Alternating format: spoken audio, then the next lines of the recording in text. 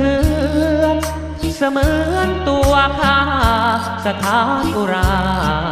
วันไหวโศกวิโยคหัวใจชอกช้ำสวงในเหมือนมีเปลวไฟเผาผลาญคนที่เคยรักเศรษฐีมาพรากจากไปก็ไม่สงสารสุดจะต้านทานซุ่มรักมานานทรมานสุดฝืนมีรักหนึ่งที่เคยซึ้งตรึงใจ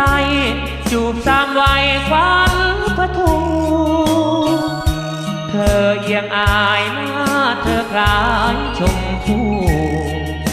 ตาจ้องตาชมตรูภาพยังล้ออยู่ทุกวันเรื่อยมา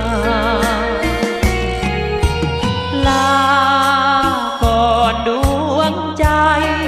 น้องมีแฟนใหม่ที่นี้ขอไกลนี้นา